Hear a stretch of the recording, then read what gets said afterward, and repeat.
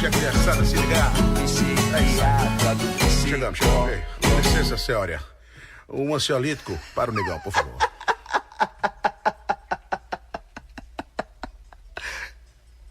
O som do Brasil 99.9 MHz Universitária.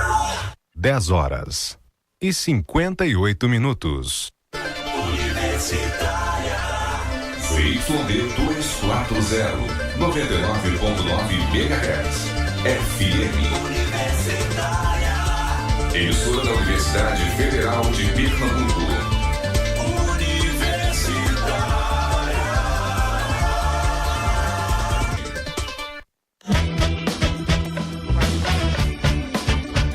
Universitária FM, Agenda Cultural. A Caixa Cultural Recife apresenta nesta quinta a exposição Sombras e Mistérios, de Mac Adams, um dos fundadores da arte narrativa em fotografia e esculturas. O público vai poder conferir as séries Tragédias Pós-Modernas e Espaços Vazios e Ilhas, além das esculturas Bart Simpson, Mickey Mouse e Coelho, que já foram expostas no Museu Rodin, em Paris, a partir das 10 da manhã, com entrada gratuita.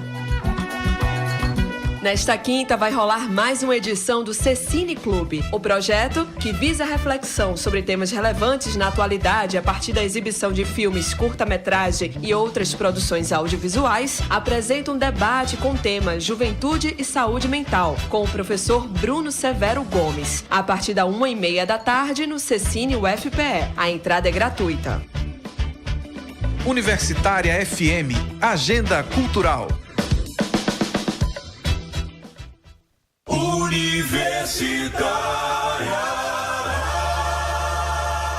Universitária.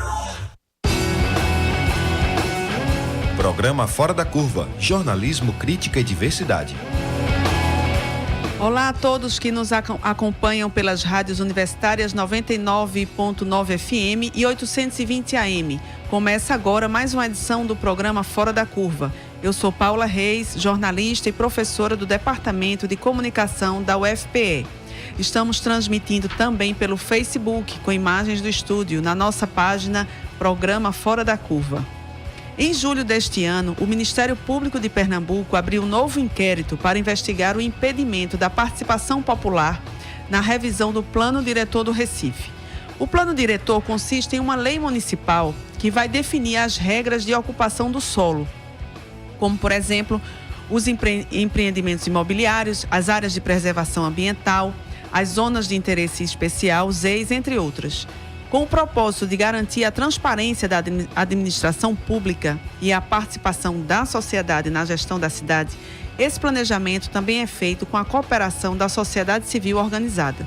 Mas os representantes estão encontrando dificuldades para o debate junto ao poder público. Os prazos do processo são mudados e a agenda de reuniões para a decisão final tem um ritmo acelerado, tornando impraticável a colaboração social em tão pouco tempo. Por isso, o programa Fora da Curva de hoje pergunta: por que tanta pressa em mudar o plano diretor da cidade? Nós estamos fazendo uma enquete no Instagram sobre o assunto. A pergunta é: você já ouviu falar do plano diretor? Participe e depois acompanhe o resultado nas nossas redes sociais. Para entender os impasses dessa história, estamos recebendo a coordenadora da Articulação Recife de Luta e da Habitat para a Humanidade, Socorro Leite. Olá, Socorro, tudo bem? Olá, Paula, e olá, ouvintes do programa Fora da Curva. Também estamos recebendo a presença, também faz parte da coordenação da Articulação Recife de Luta e do Movimento Santo Amaro Resiste, Felipe Cury. Oi, Felipe, tudo bom? Tudo bom, Paula. Tudo bom a todo mundo que está nos ouvindo. Bom, para começar, a gente queria entender um pouco, Socorro, como é essa articulação Recife de Luta, né? O que é que ela... As instituições, enfim, as organizações que ela integra e como é que surgiu, quem participa? Então, a articulação ela surge justamente dessa necessidade de discutir efetivamente a nossa cidade e dessa possibilidade de discutir o plano diretor do Recife. É uma articulação ampla que envolve movimentos sociais coletivos, organizações não governamentais, entidades representativas da academia, dos trabalhadores. Então, é uma entidade de composição bastante ampla e que está nessa luta aí para conseguir acompanhar e incidir nesse processo de revisão do plano diretor. Ela surge basicamente do ano passado para cá, mas essas entidades já vêm se articulando há um certo tempo com a preocupação de que processo é esse de revisão do plano diretor que a gente vai ter. Reúne, Felipe, essa articulação reúne os movimentos sociais, enfim, o lado da sociedade civil organizada sem interesses lucrativos, no caso, né? Exato. São entidades que fazem movimentos sociais urbanos no Recife há muito tempo. Que lutam por direitos... Exato, que luta por direitos de habitação, de vários segmentos. A gente tem lá o pessoal do movimento de moradia, mas tem um segmento muito forte dessa questão mais de debate urbano. O pessoal que fez o debate do Estelita, movimentos que estão há muito tempo nesse processo, como o Presege, como mais recente, como a Amiciclo e outros movimentos, estão tudo lá representado na articulação. E você faz parte também do movimento Santa Amaro. Resiste Santa Amaro. Isso, que fez o debate aqui com relação à Vila Naval. Sim. Fizemos um programa, depois a gente pode até republicar exatamente para o pessoal relembrar toda essa discussão, né? Socorro, o que é o plano diretor? Por lei, toda a cidade tem que ter um plano diretor. Qual é a importância do plano diretor para a cidade? Então, o plano diretor é uma lei básica, é a lei que define como é que a cidade vai se desenvolver, né? Os diversos interesses, os diversos usos da cidade devem se desenvolver. E ela é prevista numa lei federal que chama Estatuto da Cidade, para cidades com mais de 20 mil habitantes e cidades que estejam em regiões com interesse turístico, desenvolvimento econômico. No caso das regiões metropolitanas, é algo obrigatório, né? O Recife teve seu último plano diretor aprovado em 2008 e eles precisam ser revisados a cada 10 anos. Então, a gente está no tempo de revisão do plano diretor de Recife. Uhum. Felipe, como é que se dá esse processo de construção do plano diretor, né? Onde é que quem participa, como é a composição desse grupo que vai revisar o plano diretor? Então, a composição efetiva que está na organização, na construção do debate, do planejamento dessa construção do plano diretor efetivamente é através do Conselho das Cidades, que foi composto por setores sociais, por setores da administração pública e por setores do empresariado e setores da universidade e outras organizações sociais. Só que a gente entende que esse processo ele tem que ser mais amplo. Essa equipe, que até tem um GTPOT, que é um grupo de trabalho já retirado do Conselho das Cidades para dar a dinâmica objetiva de como é que esse processo vai se dar, já ali, no Conselho das Cidades mesmo, a gente já teve um debate muito aprofundado, de fazendo a crítica que a própria metodologia e a própria, como foi montado esse escalonamento de tempo para fazer esse debate tão importante, já ali a gente fez uma crítica e propôs várias saídas para que a gente tivesse um período maior para fazer esse debate. A proposta da prefeitura foi fazer até o final do ano, né? Isso, finalizar. Isso. E vocês propõem uma ampliação desse prazo até agosto de 2019, não é isso? Seria o mínimo possível para fazer um debate mais objetivo com a sociedade como um todo. Tem um dado só para a gente iniciar, que é bem interessante. Nas plenárias que houve, nas RPAs, que era justamente um momento para escutar a população da cidade do Recife, onde o cidadão comum poderia participar desse processo, de todas as 6 plenárias só participaram 1.001 pessoas. Dessas 1.001 pessoas, quase 30%, ou seja, 30% é composto por pessoal do poder público. Então, a participação efetiva, não só da sociedade organizada, que a gente está aqui representando através da articulação, mas o cidadão comum que está lá na sua casa, que tem seu comércio, que está lá no seu bairro, que vive a cidade de forma efetiva, não teve acesso nem informação para participar desse espaço de debate que ficaria até mais próximo dele. Já ali a gente fez uma crítica que era muito concentrada. Sim. Se você pensar aqui só na RPA 1, você tem Santa Amaro, Coque, Coelhos, Cabanga, Boa Vista, em uma plenária apenas, em apenas um dia, na verdade não é nem um dia, uma noite apenas, não dá para você fazer um debate tão aprofundado como esse para discutir a cidade daqui para 10 anos. Sim, e pelo Socorro, pelo calendário, né?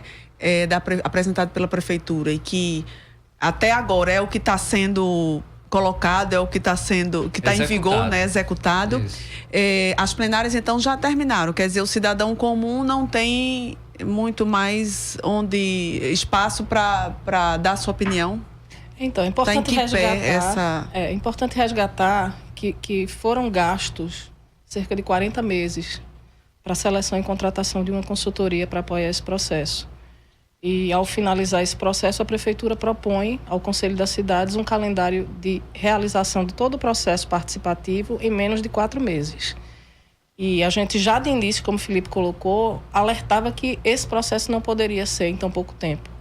As escutas nas RPAs, que o Felipe se referiu aí, a gente entendeu insuficientes para o tamanho das RPAs. São vários bairros, uma escuta única. Por exemplo, RPAs como a 6, que vai de Brasília Teimosa ao Ibura. Toda a diversidade territorial, inclusive, dessas áreas, que não podia se dar numa reunião só. Essas reuniões foram muito ruins, do ponto de vista metodológico, inclusive. As pessoas que foram com pouquíssima informação e lá não tiveram informação. A mobilização foi muito ruim. Então, várias comunidades com as quais a gente continuou a dialogar não sabiam, né, na continuidade do debate. A articulação fez várias reuniões em comunidades, em bairros, que solicitaram a nossa presença. E a gente se deparou com a situação das pessoas perguntando quando seriam as escutas por RPA e as escutas já tinham passado. Isso. Então, a gente está com um processo tão acelerado que é difícil as pessoas se inserirem.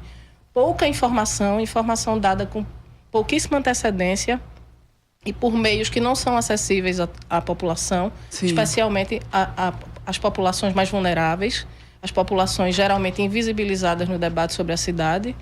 E a gente fica nessa situação de tentar colocar outros olhares sobre a cidade e, ao mesmo tempo, a Prefeitura proporcionando esse ritmo acelerado, esse atropelamento no processo. Como é que está atualmente?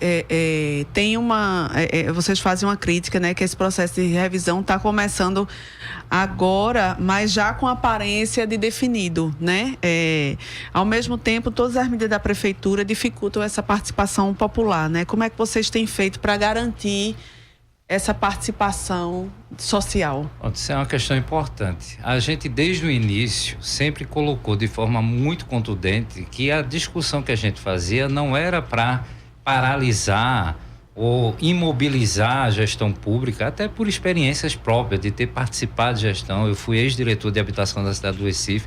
A gente sabe como é difícil tocar a cidade do Recife, mas a gente teve experiências aqui. O plano diretor da cidade do Recife, em 2008, ele foi, na sua concepção, a sua produção, e todo o processo se deu em 3 anos, até a gente chegar até a conferência para discutir o plano diretor e aprová-lo. Então, assim, foi um processo muito participativo. A participação foi muito efetiva. E desde o início a gente disse, a gente está fazendo a crítica, a gente está apontando saídas, como a gente apontou uma saída para tentar se fazer um termo de ajustamento de conduta junto ao Ministério Público, para que a sociedade civil, junto com o poder público, pudesse chegar num acordo e estender o prazo, porque a Prefeitura argumentava muito que o prazo legal é até o final de 2018. Aí fica a pergunta, se a gestão sabia que o prazo era até o final de 2018, por que não iniciou esse debate antes? É como o Socorrinho resgatou, passou-se 40 meses para fazer a contratação da empresa que vai tocar esse processo de tudo isso, mas a gente está querendo acelerar o processo mais importante, que é discutir com a sociedade em 6 meses praticamente, entendeu? Então, assim, a gente sempre apontou, mas a gente não deixou de participar. Em todas as plenárias que teve de RPA, a gente participou. Em todas as plenárias que houveram, a gente levou o pessoal, a gente fez a crítica, a gente participou mesmo criticando a metodologia, mas a gente participou do processo. Sim, porque aí tem condições de entender o que está acontecendo e propor estratégias metodológicas mais produtivas, né, para a construção. Nesse momento, pelo calendário, estão acontecendo as oficinas temáticas. Para vocês terem uma ideia, foram 8 oficinas em 2 semanas. A gente está na 2ª semana, então um ritmo bastante intenso e que impossibilita a participação de muitas pessoas. O diagnóstico para esse processo, que deveria ter sido lançado com uma antecedência de pelo menos 15 dias, foi lançado no dia da primeira oficina temática. Ou seja, muita gente que está participando das oficinas não conseguiu nem ler o diagnóstico, que tem quase 700 páginas. É um material bastante denso. Ler assim. Especialistas estão sendo chamados para debater e várias críticas estão sendo colocadas em relação à insuficiência, né, e a necessidade de complementação mesmo. Então, esse debate ele é importante, mas ele precisa se dar da forma adequada. Esse diagnóstico, inclusive, ele foi a público sem nem ter sido aprovado pelo Conselho da Cidade, que era um requisito que estava lá, inclusive, no termo de referência da contratação da consultoria. Então, assim, como é que vocês veem? Por que tanta pressa em fazer essa revisão do plano diretor? É uma boa pergunta. É uma pergunta, inclusive, que a gente queria fazer para o prefeito, né? Porque eu acho que só ele pode responder. A resposta padrão que chega para a gente é isso que o Felipe colocou, é porque tem que revisar, tem que mandar para a Câmara de Vereadores até o final do ano. Dentro do ano que completa 10 anos. Exato, mas a gente não aceita, porque essa é uma questão que, inclusive, o Ministério Público se colocou à disposição para construir um TAC, um termo de ajustamento de conduta, que garantisse a qualidade do processo. E agora essa qualidade está sendo questionada, investigada pelo Ministério Público, né? Sim. Qual é a importância, Felipe, da participação da sociedade civil organizada nesse processo de revisão do plano? Não tem como você discutir uma cidade, principalmente uma cidade do Recife, com mais de 1,5 milhão de habitantes, sem você chamar a população a participar. Logicamente que, na atualidade, a gente tem vários instrumentos tecnológicos que possibilitam a participação mais interativa das pessoas. Mas é um debate que vai discutir questões fundamentais, zoneamento, a questão das EIs, aonde você vai ter um potencial construtivo maior, aonde a cidade pode crescer, essa questão do direito de habitação social. Então, assim, são elementos tão importantes para o debate que não dá para você fazê-lo em apenas uma noite sem mobilizar a sociedade como um todo. A gente não fala nem que tem que ser uma participação apenas daquelas pessoas organizadas. Mas o cidadão comum também tem o direito de participar. Ele também tem que ter acesso. Só para lhe dar outro dado bem objetivo, a gente já teve um programa tipo Orçamento Participativo que juntava cerca de 80 mil pessoas todos os anos para fazer o debate do orçamento público e as pessoas poderem indicar obras aonde a prefeitura deveria realizá-las. Então, assim, você, numa gestão, já juntou 80 mil, 100 mil pessoas, mesmo presencial e através da internet, e agora uma discussão do plano diretor, você, nesse debate todo, até terminar as temáticas, a gente só tem um número. 1.001 pessoas não representa 1,5 milhão de pessoas que vivem no Recife. Além desse aspecto quantitativo que o Felipe fala, há um aspecto qualitativo em relação à participação. O processo todo de revisão ele tem que ser seguido de um processo de capacitação das pessoas. É uma discussão sobre uma lei que tem uma complexidade, inclusive. Então, a contribuição das pessoas virá de uma forma mais efetiva e mais contextualizada se essas pessoas estiverem entendendo a matéria. Então, a gente defende um processo de capacitação de quem vai participar, por exemplo, da conferência. Pelo menos da conferência.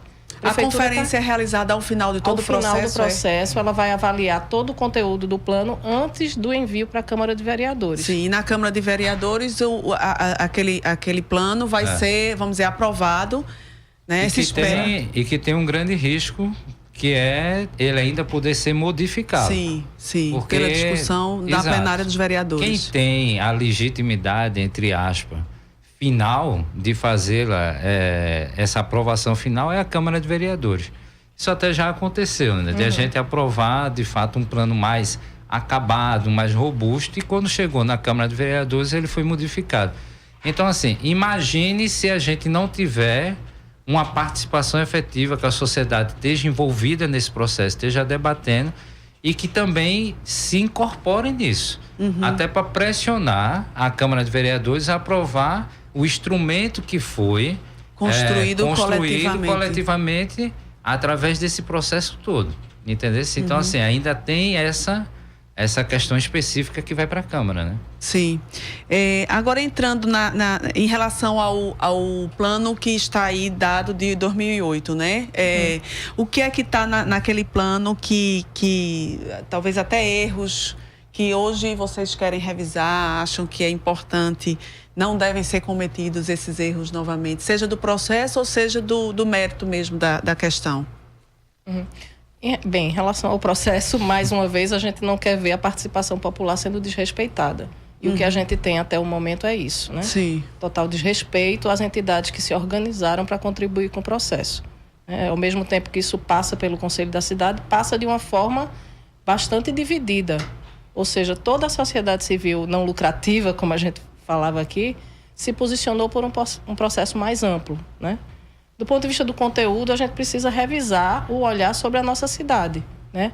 O plano diretor passado, ele não consegue estabelecer uma outra dinâmica de ocupação da cidade, ele estabelece zonas, estabelece uma certa possibilidade de homogeneizar a cidade, ou seja, a verticalização continua, né, avançando sobre os bairros da cidade, independente das identidades, das características desse bairro, independente da infraestrutura que esses bairros têm. Sim. Né? Não se considera, por exemplo, o saneamento precário que o Recife tem, né? E para poder definir os potenciais construtivos. Isso é uma coisa que precisa mudar, esse olhar sobre como é que a cidade, então, vai crescer. E o olhar sobre o parque já construído da cidade. O centro da cidade que está construído é histórico e está parcialmente desocupado, essa é uma questão. E avançar também sobre a proteção das comunidades de interesse social. Para além disso, eu acho que tem que avançar na definição concreta dos instrumentos, do que vai ser viabilizado com a cidade. O plano diretor passado, ele deixa muita coisa para resolver depois, e nesse resolver depois não se resolveu nada. As leis específicas não foram criadas, instrumentos não foram regulamentados, e a gente perdeu 10 anos de tentar mudar a dinâmica da cidade para uma cidade mais inclusiva e socialmente justa.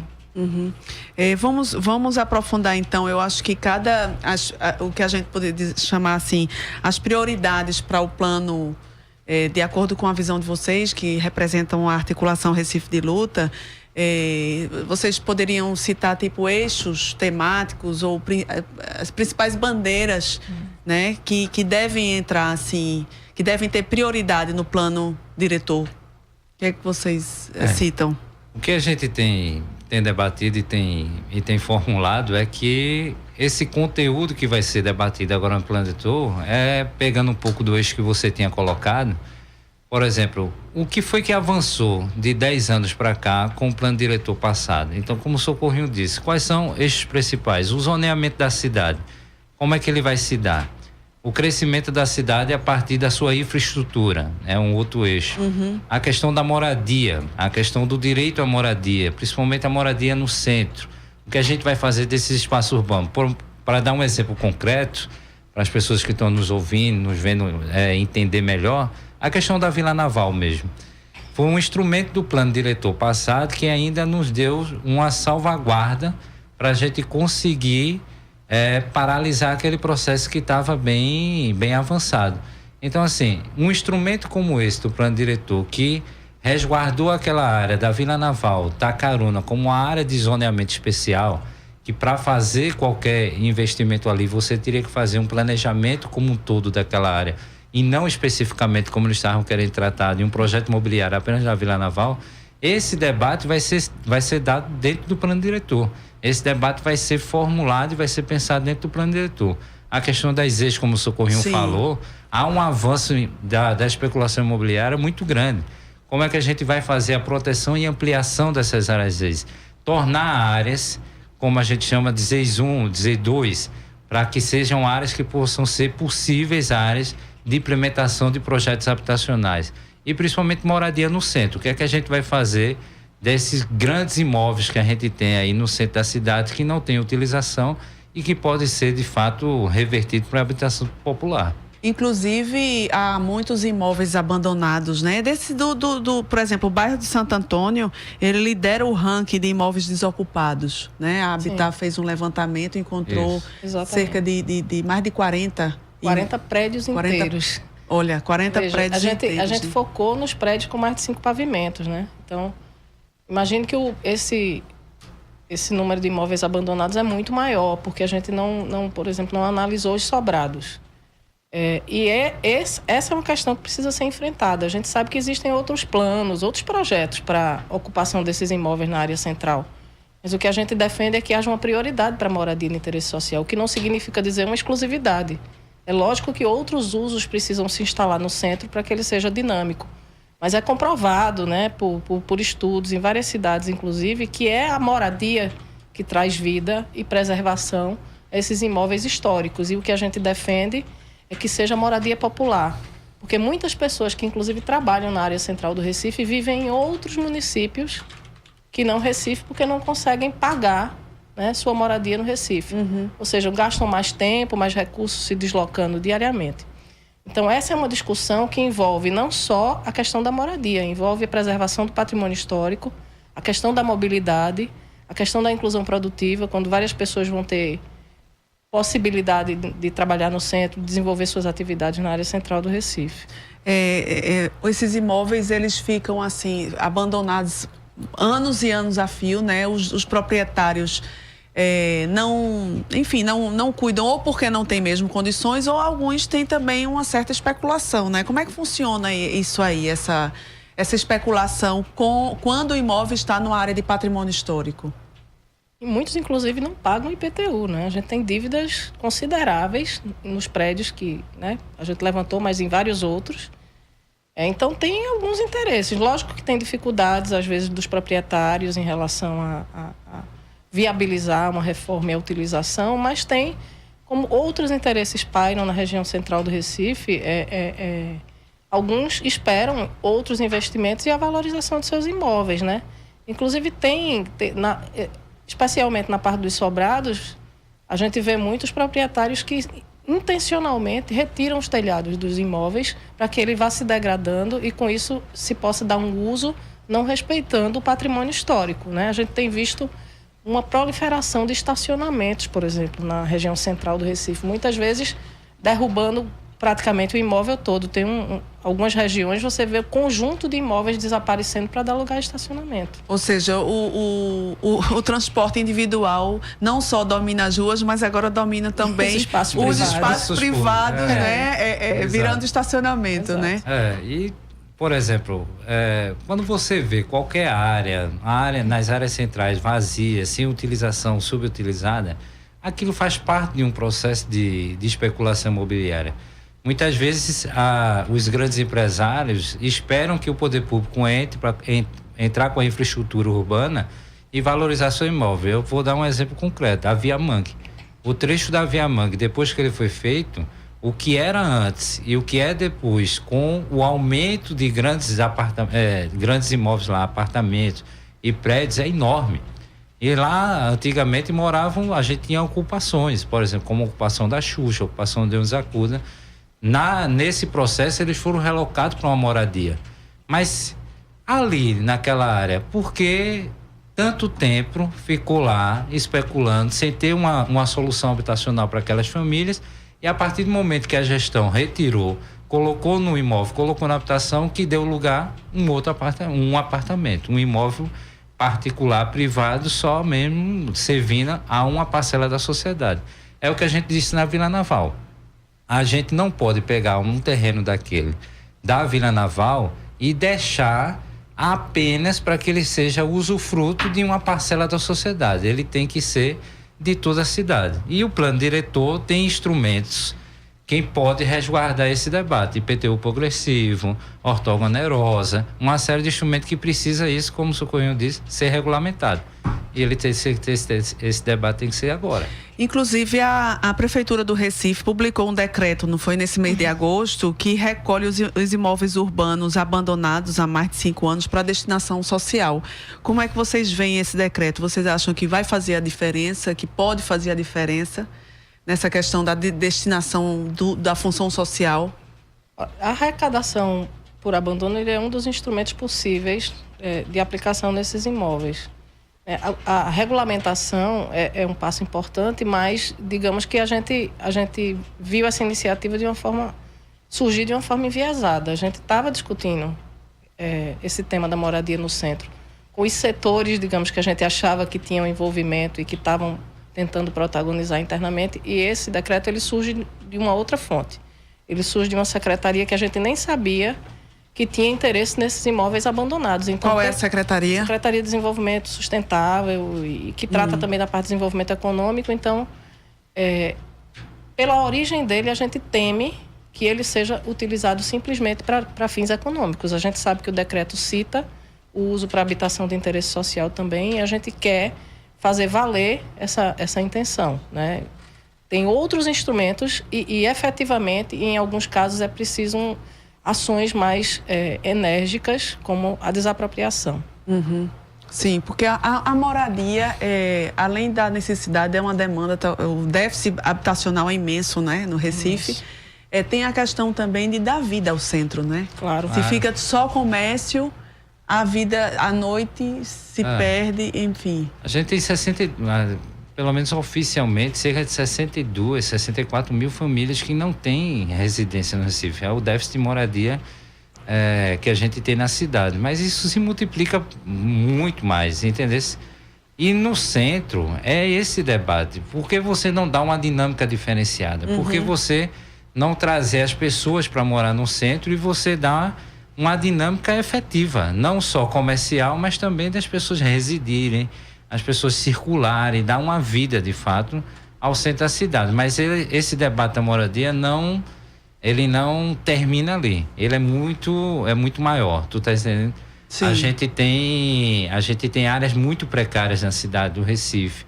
A gente ainda tem gente morando em favela. Favela não, a gente morando em palafita. Por exemplo, uma das questões básicas que foi grande promessa do prefeito Geraldo Júlio foi a urbanização do Bode, que era para fazer... Onde fica essa área? Ali no Pina. Que era para fazer toda a urbanização daquela área ali do Bode. A gente tem mais de 1.000 famílias que moram em palafitas ali no Bode. Então, a gente tem um terreno, que é o terreno do Aeroclube, que está desapropriado, que é de domínio da prefeitura, mas até agora a gestão não conseguiu nem colocar um tijolo lá nesse local. Então, assim, foi a grande promessa dele desde a primeira gestão e até agora não foi executado. Já tem projeto para esse terreno de construção da moradia popular? Tem indicação. Sim. Tem indicação de um projeto e agora a indicação... Estava em discussão na Câmara de Vereadores, se eu não me engano, Teve um debate grande na Câmara de Vereadores, a gente teve várias audiências. Então, todo esse debate que a gente está trazendo aqui, ele se incorpora a esse debate do plano diretor. Sim. Tudo isso, é a vida real da sociedade que vai estar lá sendo discutido. Essa análise crítica você ouve aqui na Rádio Universitária, nossa rádio pública. Vamos fazer um rápido intervalo. Oi, vó, qual é a boa? Tô mandando um áudio para sua prima explicando como votar. Também tô precisando aprender. Então agora vou mandar para você. Oi, meu netinho lindo. Nestas eleições, o primeiro voto é para deputado federal. Tecle os 4 dígitos e aperte confirma. Aí, deputado estadual ou distrital, 5 dígitos e confirma. Depois, senadores, 3 dígitos e confirma. Faça 2 vezes, vamos eleger 2 candidatos. Governador, são 2 dígitos e confirma. E presidente também são 2 dígitos e confirma. A votação é das 8 às 17 horas. O primeiro turno é dia 7 de outubro e o segundo dia 28 de outubro. Não se esqueça de levar um documento oficial com foto e seu título de eleitor. Ou só o e-título no celular se você tiver biometria. Pronto. Você é a melhor, vó. Calma aí, você não vai embora sem tirar uma selfie comigo. Justiça Eleitoral.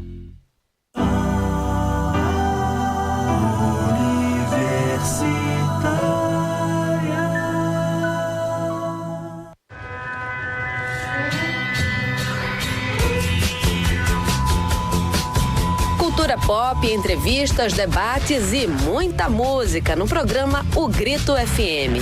A cada semana, o entrevistado da cena pernambucana bate um papo descontraído com os jornalistas da revista O Grito. E tem ainda dicas de lançamentos, shows e reportagens especiais. Todas as quintas às 8 da noite, aqui na Universitária FM, a sua rádio pública. Uma mãe reconhece na outra as noites mal dormidas, as histórias contadas mais de 1000 vezes, as dúvidas e as primeiras conquistas. Uma mãe reconhece na outra sentimentos que não cabem no peito e o poder que só as mães têm, o poder da doação. Se você pode, doe leite materno. Um pouco do que você doa é tudo para quem precisa. Informe-se no banco de leite humano mais próximo. Ministério da Saúde. Governo Federal. Então foi assim, os bastidores da criação musical brasileira. Olá, amigos da Rádio Universitária FM de Recife.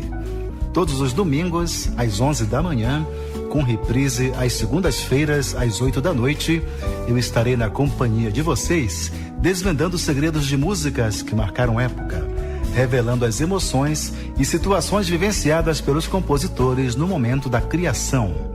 Programa Então Foi Assim, todos os domingos, às 11 da manhã, com reprise às segundas-feiras, às 8 da noite.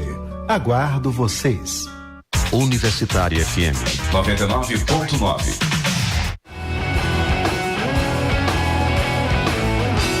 Programa Fora da Curva. Informação a serviço da maioria. Estamos de volta com o programa Fora da Curva, que hoje pergunta: por que tanta pressa em mudar o plano diretor da cidade?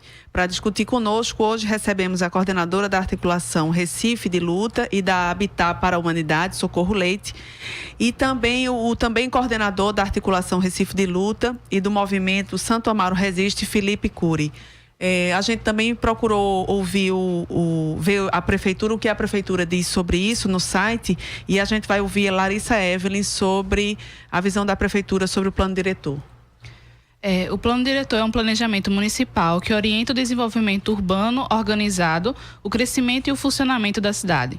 O Estatuto da Criança, de 2001, diz que todo município com mais de 20 mil habitantes deve ter esse planejamento e renovar a cada 10 anos. O plano diretor em vigor do Recife é de 2008 e deve ser atualizado esse ano. Segundo o portal da Prefeitura sobre o plano diretor, a principal meta é, abre aspas, desenhar uma cidade com maior qualidade de vida, inclusiva, diversa, integrada, equilibrada, inovadora e sustentável. A Prefeitura também indica que o novo plano vai ser construído com consultas a governos, empresas, sindicatos, ONGs, universidades e população em geral, por meio de debates, audiências e consultas públicas. Segundo o portal, a discussão gira em torno de 5 pontos principais: a cidade humana, a cidade sustentável, a cidade inovadora, a cidade preservada e a cidade integrada. Obrigada, Larissa.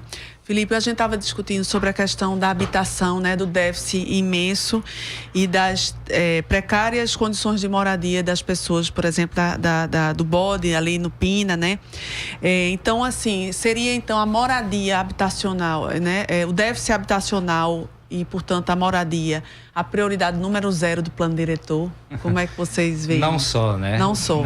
Não só. Ele talvez, e pra gente que eu particularmente milito nessa área há muito tempo, pra gente que faz esse debate, sim, mas o plano diretor é para a cidade como um todo. É para quem mora na Palafita, mas é também para quem mora em Boa Viagem, é para quem mora em Encruzilhada, é para quem mora em Casa Forte. Porque se você não tiver a cidade pensada para todos e para todas, a gente não vai ter uma cidade como a própria proposta da prefeitura aí, né? De cidadania, de uma cidade mais desenvolvida e mais igualitária. É isso que a gente quer. Mas isso não dá para fazer no tempo que a prefeitura está querendo. Com relação a essa questão da moradia, mais especificamente, para ter um dado bem objetivo, a atual gestão não conseguiu executar e nem realizar nenhum projeto da gestão geral do Júlio na cidade do Recife. Todos os projetos habitacionais em curso, e são muito poucos, a gente tem uma série de obras paradas na cidade, ainda são das gestões passadas. Ainda são das gestões de João da Costa e João Paulo. Então, isso mostra a verdadeira prioridade que a gestão está dando a esse tema.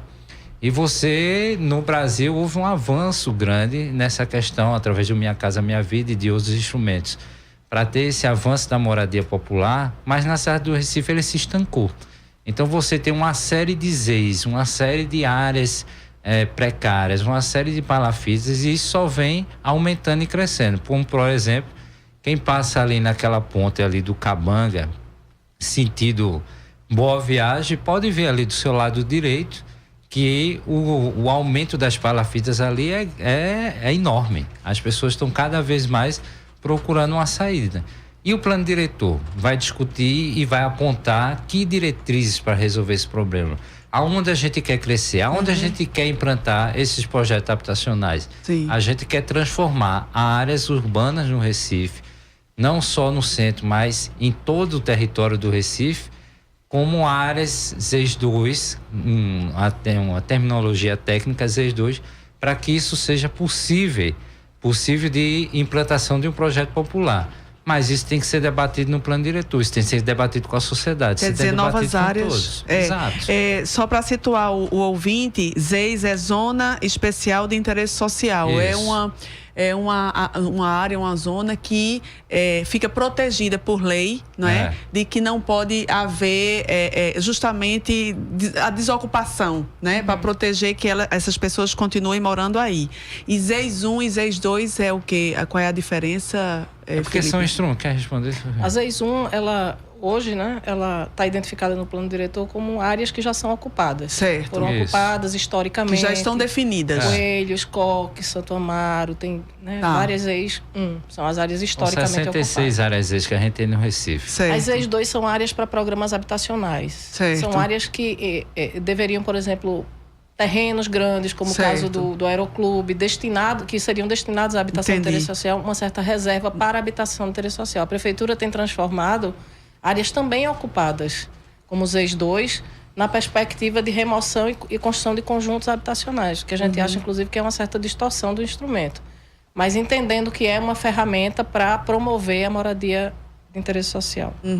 Então, no caso, o plano diretor, essa discussão do plano diretor pode justamente apontar novas áreas de ZES. É isso que a gente está discutindo. Não, e não só isso, né? Você vai... porque é um debate tão rico do plano diretor que você vai discutir a cidade como um todo. Para onde a cidade vai crescer? Sim. Qual é o potencial construtivo que a gente vai ter na cidade? Sim. Entendeu? Quais são os instrumentos que ainda não estão regulamentados que vai ter? E é interessante dizer que a gente vai passar por um processo de discussão de revisão do plano diretor, mas ainda vai ter a lei e uso e ocupação do solo. Então, assim, como é que vai se dar esse processo mais na frente? Não está previsto ainda nem como o processo vai se dar. Então, se a gente está tendo essa dificuldade agora de discutir o instrumento do plano diretor, ainda mais com a lei de uso do solo, que já a gente vai ter que fazer o debate. Entendeu? Nesse ano de eleições, é essencial saber se o seu candidato está falando a verdade. Por isso, o Truco de hoje apurou uma declaração do candidato a governador, Maurício Randes, do PROS, sobre a situação do Diário de Pernambuco. Vamos ouvir. Seu candidato está falando a verdade? O projeto Truco Eleições 2018 checou as informações. Olá a todos que estão acompanhando Fora da Curva. Eu sou Raíssa Ebrahim, da Marco Zero Conteúdo. O Truco traz hoje a checagem sobre a declaração de Maurício Randes em entrevista ao portal P9. O candidato do PROS já afirmou que o Diário de Pernambuco já estaria se recuperando. Randes é atualmente sócio minoritário do jornal, que pertence ao grupo R2, dele e do irmão Alexandre Randes. Em contato com a assessoria de imprensa do candidato, o Truco foi informado que Randes usou dados públicos e notórios para fazer essa declaração. Bem, menos de 5 meses depois de uma leva de demissões, o Truco apurou como anda a situação na empresa e confirmou com funcionários, ex-funcionários e com o sindicato de jornalistas aqui em Pernambuco que o pessoal demitido continua sem receber verba rescisória e os salários de quem está trabalhando lá atualmente continuam atrasando.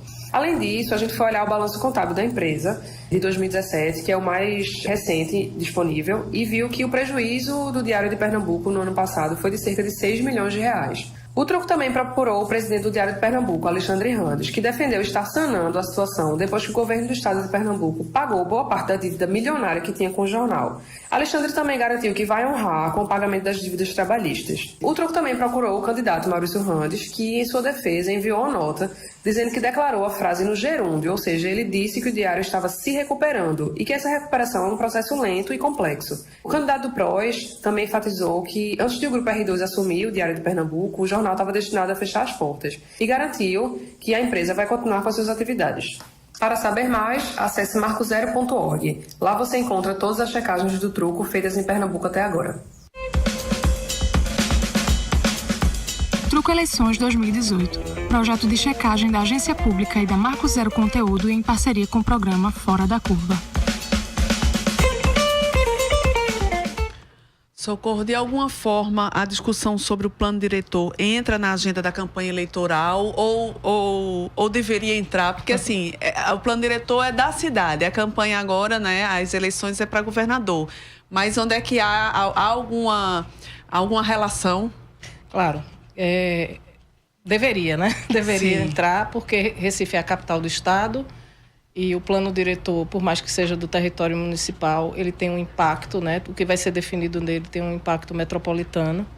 Então, toda a discussão relativa à mobilidade, ao saneamento, à própria moradia que a gente discutia, tem rebatimento na discussão metropolitana e é o Estado que coordena essa discussão metropolitana. Então, tem a perspectiva de criação de um plano metropolitano, mas Recife, o que Recife define influencia e impacta nas outras cidades. Então, é uma discussão fundamental para o Estado, sim, especialmente para a região metropolitana.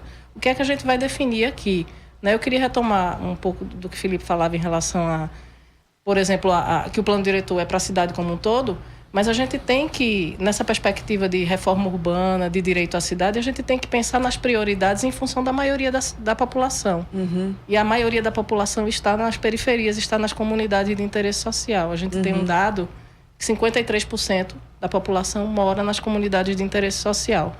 Boa parte dessas comunidades sofre ameaça de remoção e de despejo. A gente fez um estudo recentemente, um mapeamento das situações de conflitos fundiários, e só para registrar 70% dessas situações que ameaçam a população de baixa renda, a permanência dessa população na cidade do Recife, estão fora das EIs.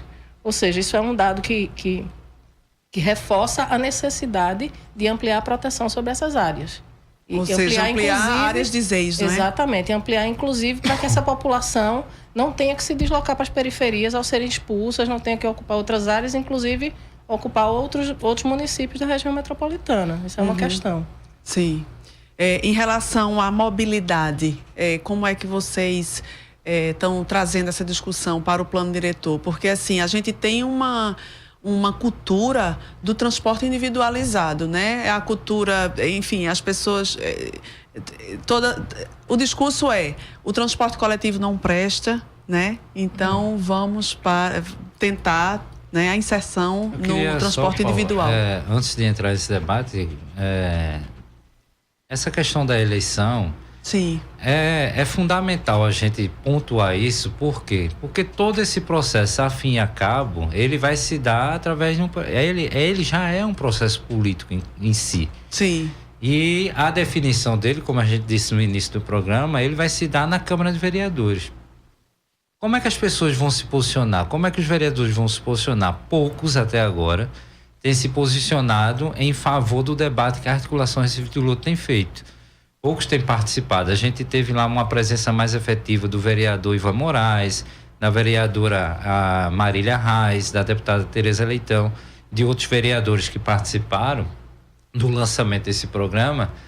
Mas isso é uma coisa bem interessante de a gente pontuar. No meio de um processo eleitoral que você está definindo o rumo do país e do nosso estado, você ainda tem que fazer um debate tão aprofundado como esse do plano diretor. Isso torna o debate quase que inviável. E o posicionamento político da prefeitura e de Geraldo Júlio diz muito do que a gente quer construir para a cidade através desse processo do plano diretor. Acho que isso tem que ser bem reforçado, porque esse processo político é o que vai definir, ao final dessa discussão, é o que vai definir, através da Câmara de Vereadores, que sofre influência de vários setores da sociedade. Sobre a questão da mobilidade, como é que vocês... Eu acho que entra na mesma lógica, né? De pensar a cidade para a maioria. Sim. Não é a maioria da cidade não se locomove a partir do transporte individual. É o transporte público, o transporte não motorizado. Então, pensar em ações que priorizem a maioria da população, né, que reduzam os deslocamentos, então potencializar as centralidades. A gente fala muito do centro do Recife como sendo um único, é o centro principal, mas tem localidades como Casa Amarela, Afogados, Nova Descoberta, que tem um conjunto de serviços, que tem uma economia local, que tem equipamentos que podem melhorar. Então, é pensar em como a gente reduz os deslocamentos E nessa perspectiva, como é que a gente prioriza a maioria da população, especialmente as mulheres que se deslocam muito mais na cidade, que sofrem com esse deslocamento muito mais que os homens, né? Então, pensar em como a gente pode potencializar, por exemplo, a distribuição das creches para que as mulheres possam ter mais oportunidades, reduzir esse tempo que se perde, né? Com o deslocamento na cidade. Sim, se perde muito tempo, né? Porque efetivamente é a população mais pobre que acaba gastando mais com esses deslocamentos proporcionalmente à sua renda. Em relação à mídia, como é que vocês veem a cobertura agora que o plano diretor está em processo, né, de construção, bem ou mal, mas está acontecendo? Como é que vocês veem a cobertura da mídia tradicional, jornalística, sobre o plano diretor? Ela é insuficiente, né? Ela não caracteriza de fato o tamanho e a necessidade que há de fazer esse debate do plano diretor. A gente às vezes fica falando aqui plano diretor, instrumentos, regulamentações. Isso para o cidadão comum é muito difícil incorporar esse debate, é muito difícil ele entender o que está sendo debatido. E o instrumento de comunicação, essa mídia tradicional, teria um papel fundamental nisso. Quase sempre, nesse último período, ele foi utilizado muito mais através de propaganda efetiva da gestão pública para divulgar o que está sendo feito, divulgar, até chamar as pessoas a participarem, do que efetivamente mostrar o que dar espaço como um espaço como esse aqui que a gente está tendo. Ou seja, não entra na discussão mesmo, né? Não se aprofunda no debate, não se aprofunda no conteúdo. Às vezes funciona muito mais como... É apenas uma verbalização de uma posição ou de outra, ou na maioria das vezes apenas mesmo para comunicação publicitária. A gente acha que a mídia tem um papel fundamental. A gente tem um papel de comunicação, tem uma construção de comunicação que precisa ser feita até para o cidadão poder participar disso de forma mais efetiva. Socorro, o que é que você acha? Então, eu acho que tem tido alguma cobertura, mas muito no sentido de divulgar que o processo está acontecendo. Eu acho que poucos meios estão assumindo dar visibilidade a essa polêmica que existe, essas diferentes visões sobre o processo e sobre a cidade como um todo, né? Então, eu acho que a gente ter espaços como o Fora da Curva é muito importante. Mas, assim, a grande mídia nem sempre tende a dar visibilidade às polêmicas, né? Então... A gente sabe que a visão hegemônica é muito de alinhamento e tal, inclusive aos interesses econômicos muitas vezes. A gente valoriza muito os espaços, os jornais e tal, que trazem, inclusive, as diferentes visões sobre esse processo e sobre a cidade. Porque não pode ser só propaganda que o processo está acontecendo. As pessoas não vão se envolver dessa forma. Muito do recurso que, inclusive, a prefeitura está gastando com propaganda em televisão, com outdoor, com encarte de jornal, poderia ter sido melhor utilizado se a gente tivesse mais tempo para promover debate nas comunidades e a capacitação das pessoas. Elas estariam muito mais envolvidas e possivelmente com menos recurso do que está sendo esse processo. Para as pessoas participarem, quais são? Vocês têm mecanismos de participação popular, que as pessoas possam, de alguma forma, acessar os documentos, enfim, ter conhecimento do processo? Tem. A Articulação Recife de Luta tem um site, tem uma página no Facebook. Lá a gente está tentando dar visibilidade a todo esse processo e aos nossos posicionamentos. A gente tem feito também debate nas comunidades e nos bairros que chamam a gente, então... O site é Articulação Recife-de-Luta.org. Recife-de-Luta.org. Pronto. E o Facebook é fácil de achar também. Tem, inclusive, vídeos que explicam, né? Foi lançado um, inclusive, semana passada, que explicam o que é o plano diretor, explicam as diversas falas que a gente quer dar visibilidade nesse processo, explicam os nossos posicionamentos e também as nossas posições em relação à cidade. Então, a gente tem atendido, inclusive, a chamados de comunidades e bairros que querem discutir. A gente brincava que é possível que a gente esteja mobilizando mais gente do que o processo formal da prefeitura. Porque a gente já fez muitos debates e debates realmente para esclarecer as pessoas, né? A gente está indo onde a prefeitura não está indo.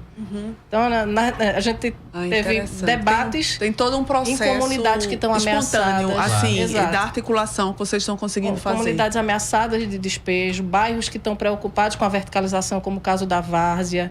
as graças que tem, né? Integra a lei dos 12 bairros e também está preocupado com essa questão de como é que o que é que vai ser definido no plano diretor. Então, uma série de debates fundamentais que a gente está assumindo enquanto articulação e que a prefeitura não investe nesse tipo de diálogo com a sociedade. Na verdade, eu acho que talvez a gente tenha juntado até mais gente para fazer esse debate nessas reuniões, nas áreas, nas comunidades, nessas demandas que chegaram, do que efetivamente nas plenárias que houveram de participação. Logicamente que isso a gente não vai planificar, não tem um número exato, mas houve uma demanda espontânea das organizações sociais em querer fazer o debate. A gente foi para o Imbura, foi para várias áreas, né? A gente ainda tem, por exemplo, amanhã, dia 30, a gente vai ter uma audiência pública que vai acontecer lá no BOD, lá na Escola Novo Pina, para fazer o debate específico também da questão lá da área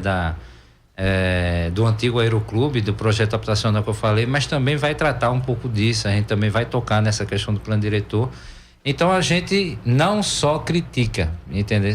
A gente, isso é importante reafirmar. A gente está fazendo, a gente acredita num processo de participação e a gente está tentando executá-lo. A gente faz a crítica, mas a gente está participando, mas a gente entende que esse processo, se ele continuar e se ele se der da forma que ele está planejado, ele não vai ouvir as pessoas, ele não vai ouvir a cidade como um todo, ele não vai dar esse recorte específico das mulheres que Socorrinho tão bem falou e que nas plenárias as mulheres se posicionaram de forma muito firme nisso. A gente quer dar um recorte e olhar a cidade a partir do olhar feminino, do olhar da mulher, daquela mulher que constrói a cidade também. Então, assim, esse processo é muito rico, mas se ele não tiver uma mudança brusca, se a gente não paralisar da forma que ele está sendo conduzido, a cidade vai perder uma grande oportunidade de se ver nela e de se reconstruir, de se construir nesse debate do plano diretor. Imagino a riqueza das falas, dos depoimentos que vocês têm ouvido, né? Será que dá para trazer aqui, dizer aqui alguma, por exemplo, essa questão das mulheres, né? Porque segurança e cidade, né, estão totalmente relacionados no que diz respeito à questão da mulher, né? Principalmente. E muitas vezes a gente pensa na segurança só como a coisa da polícia e tal. Da polícia ostensiva, né? A cidade hostil que a gente produz, ela gera insegurança, especialmente para as mulheres. Então, quando a gente fala de verticalização, da homogeneização da cidade, de ter ruas sem vida, sem serem reconhecidas como espaços públicos, né? De iluminação precária, especialmente para as mulheres que moram nas periferias, a gente está falando, sim, da segurança, né? A segurança, uma cidade segura para as mulheres. Então, por exemplo, discutir como é que o ambiente privado vem negando o espaço público, como os prédios que produzem grandes muros e 3, 4 pavimentos só de estacionamento e não geram o olhar sobre a rua fica insegura, a rua é só simplesmente o espaço de passagem do carro. Sim, as ruas ficam pedestre, desertas. Se sente totalmente inseguro, né? E quem é mulher mais ainda. Então, é uma discussão de resgatar a perspectiva também dos espaços públicos, né? E valorizar esses espaços públicos e também trazer esse olhar da infraestruturação e dos meios, inclusive, de transporte para as periferias, né? Onde boa parte das mulheres vive. E precisa ser colocada essa questão. Vocês têm, assim, sugestões, propostas, que vocês, eu digo, toda articulação, né? Essa questão mesmo da mobilidade, esses pontos nodais, você estava falando, né? Que tem vários centros, né? A cidade tem vários centros. A pergunta do ouvinte leigo, a luz no fim do túnel em relação à mobilidade da cidade do Recife, que eu acho que talvez seja uma das piores do Brasil, nem sei claro que no ranking como é que tá. Claro que há, mas tem que ter essa inversão das prioridades.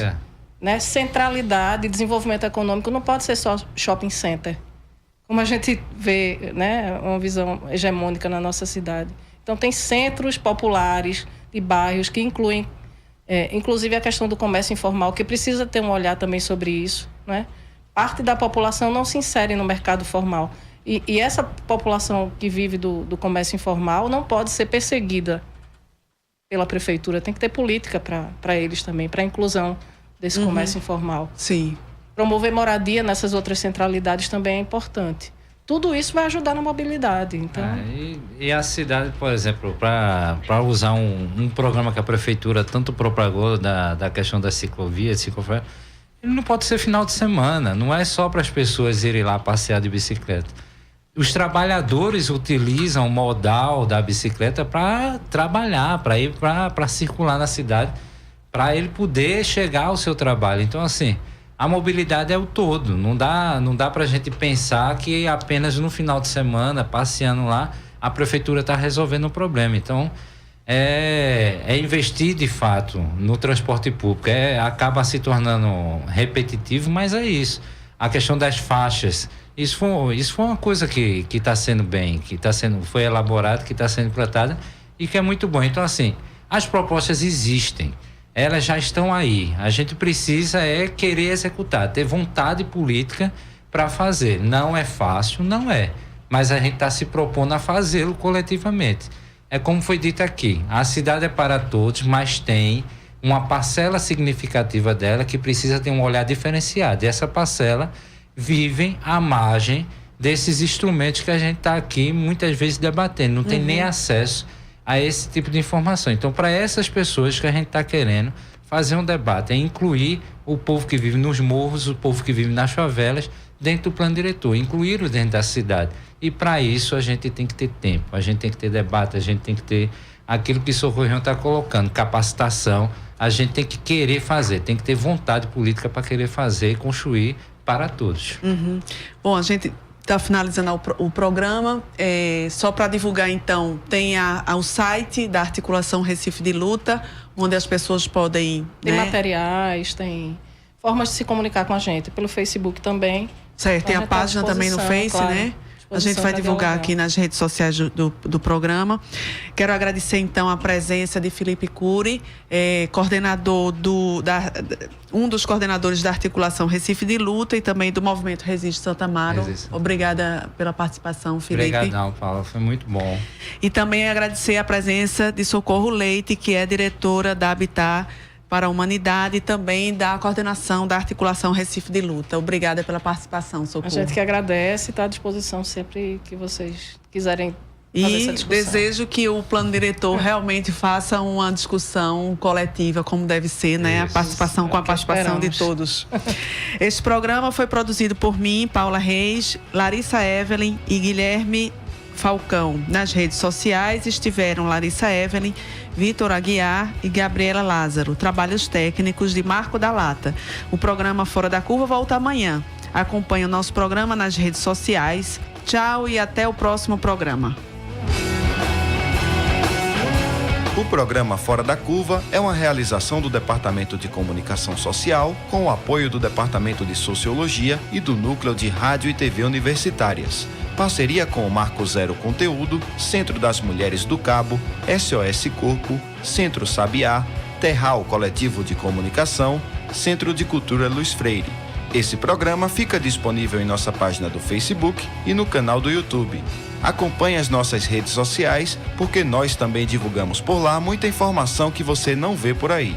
A música tema deste programa foi composta pela banda Diablo Motor. Programa Fora da Curva. A gente fala o que a maioria cala. 12 horas e 1 minuto.